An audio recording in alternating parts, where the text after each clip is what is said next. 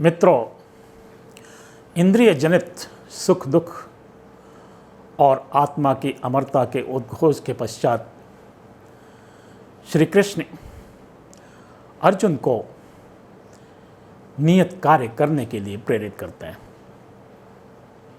भगवान श्री कृष्ण कहते हैं, कर्म तो सभी करते हैं, सभी प्राणी करते हैं। त्रिगुणों से प्रेरित होकर कर्म करने के लिए सभी प्राणी कर्म करने के लिए बाध्य हैं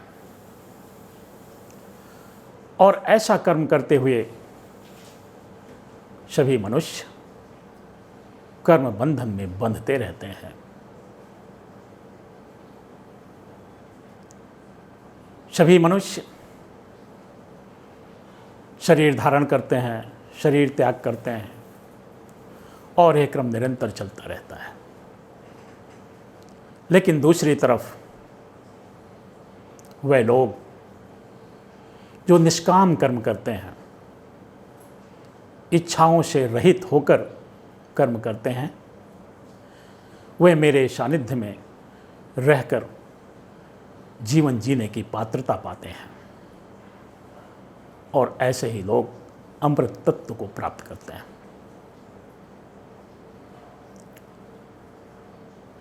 भगवान श्री कृष्ण कहते हैं,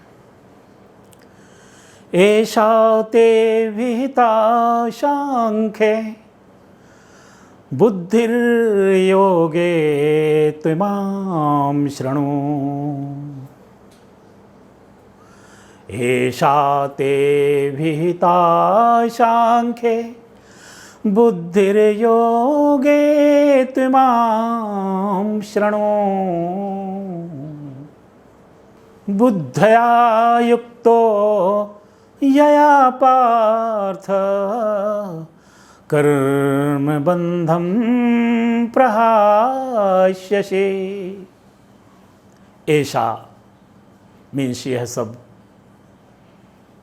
ते तुम्हारे लिए अविहिता वर्णन किया। मैंने तुम्हारे लिए सांख्य योग का वर्णन किया, यानी आत्मा के अमरत्व का विश्लेषण किया।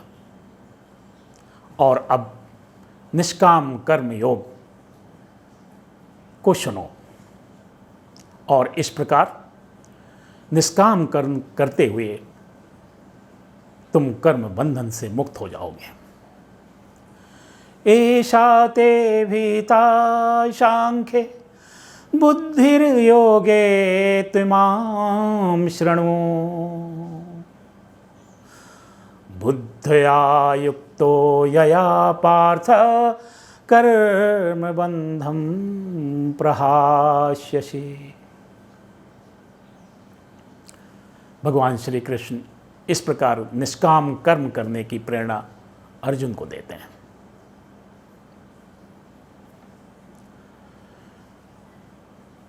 कर्म करना और निष्काम कर्म करना दोनों में बहुत अंतर है। निष्काम कर्म करने का तात्पर्य इच्छाओं से रहित कर्म करना, कर्म करना लेकिन कर्म फल की इच्छा न करना। हमारी इच्छाएं, हमारी वासनाएं हमारे कर्मों में नहीं होनी चाहिए। ऐसा तभी संभव है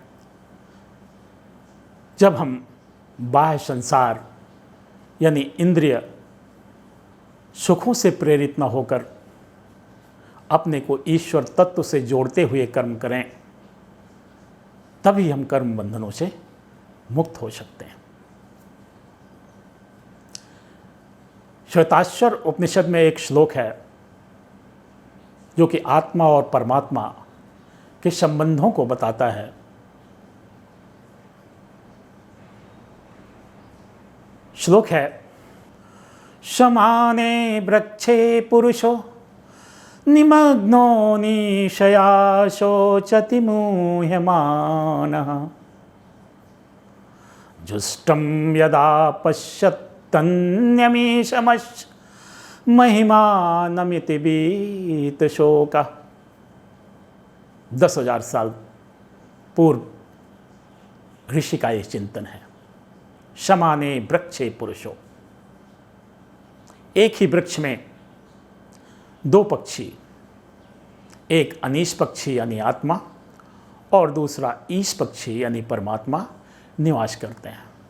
प्रत्येक शरीर में आत्मा और परमात्मा यानी अनीश पक्षी और ईश पक्षी निवास करते हैं। ईश पक्षी का लक्षण निरंतर चिंताग्रस्त रहना और मोहित होना और अपने मित्र पक्षी को न देखना।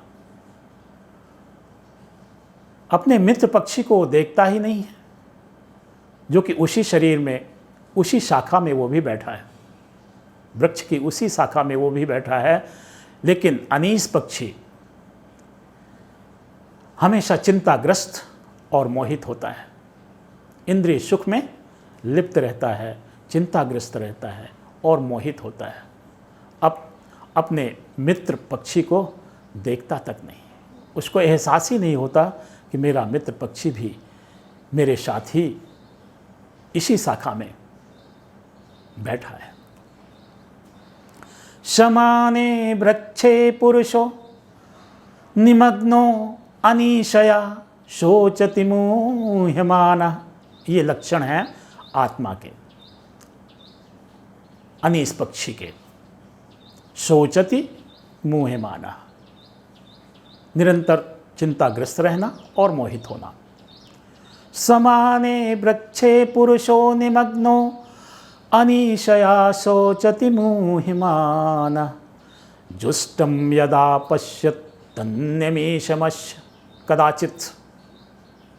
वो अपने मित्र ईश पक्षी को देखे और एहसास करे कि मैं अपने ईश पक्षी के सानिध्य में ही हूँ,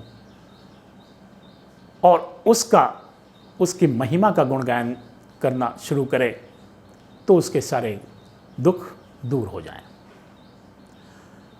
जुष्टम यदा पश्यत ईशम अश्य कदाचित, वो जो ईश पक्षी है उसकी ओर यदि वो देख ले और उसके सानिध्य में जीवन यापन करे, उसकी महिमा का गुणगान करे, तो उसके सारे दुख दूर हो जाए। जुष्टम यदा पश्यते ईशम अस्य महिमानम इति वीत शोक।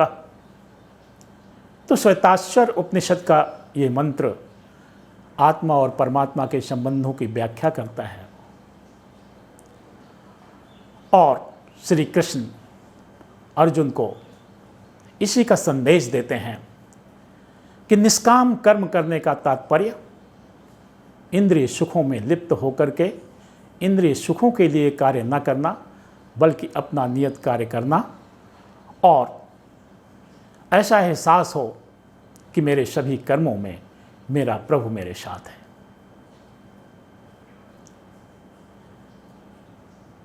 इसी थीम को समझने के लिए मैंने एक गीत लिखा है मेरी पुस्तक प्रभु के पथ पर, मेरा प्रभु कैसा होगा। मेरा प्रभु कैसा होगा, मेरे जैसा ही होगा। मेरा प्रभु कैसा होगा, मेरे जैसा ही होगा। स्नेहमयी आँखों से वह मुझे देखता होगा। मेरा प्रभु कैसा होगा। जीवन पथ पर चलते चलते इन अंधियारी रातों में, जीवन पथ पर चलते चलते इन अंधियारी रातों में, वह चांद सुहाना बनकर राह दिखाता होगा। मेरा प्रभु कैसा होगा। जीवन पथ पर चलते चलते इन पथरीली राहों में वह शीतल निर्झर बनकर प्यास बुझाता होगा। मेरा प्रभु कैसा होगा। जीवन पथ पर चलते चलते यूं ही बातों बातों में वह जीवन सारथी बनकर गीत अमर गाता होगा। मेरा प्रभु कैसा होगा। मेरे जैसा ही होगा। स्नेहमयी आँखों से वह मुझे देखता होगा। मेरा प्रभु कैसा होगा। भगवान श्री कृष्ण यही अपेक्षा रखते हैं मनुष्य से कि प्रत्येक मनुष्य अपने इंद्रिय सुखों में लिप्त न हो, मोहित न हो, बल्कि अपने कर्मों में अपने समस्त कार्यों का संपादन करते हुए मुझे भी सहभागी बनाए, निरंतर मेरा चिंतन करते हुए अपने कर्मों का संपादन करे। और इसी को निष्काम कर्म कहते हैं। जब हम इच्छाओं को त्याग देते हैं, संपूर्ण इच्छाओं का त्याग करके अपने कर्मों को अपने प्रभु, अपने श्री कृष्ण को समर्पित करते हैं, तो हम आत्मवान कहलाते हैं। और यही सभी मनुष्यों से अपेक्षा करते हैं भगवान श्री कृष्ण अर्जुन को संदेश देते हुए। भगवान कृष्ण आगे कहते हैं दूसरे अध्याय के 45वें श्लोक में,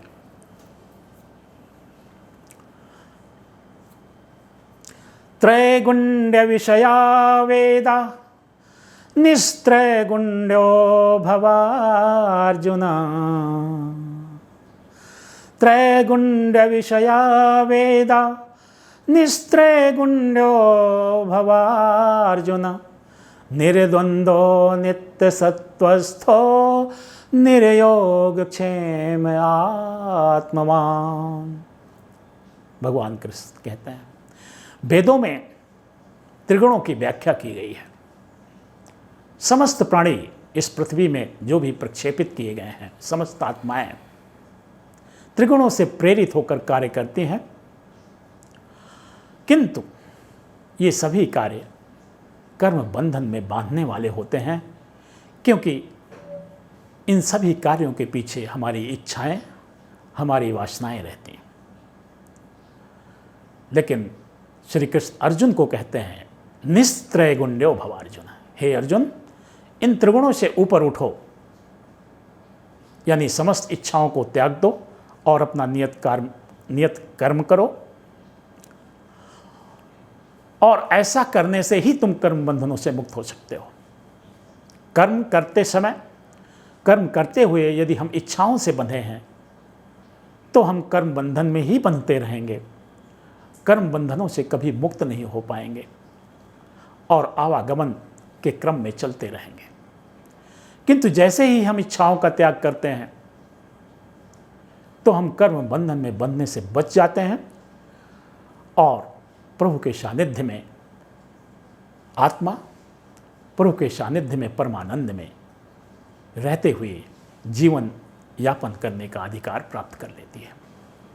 तो मित्रों, इस प्रकार भगवान श्री कृष्ण अर्जुन को अर्जुन के माध्यम से पूरे विश्व को इच्छाओं से रहित कर्म करने की प्रेरणा देते हैं। और यही वो सूत्र है कर्म बंधनों से मुक्ति का और ईश्वर का सानिध्य प्राप्त करने का।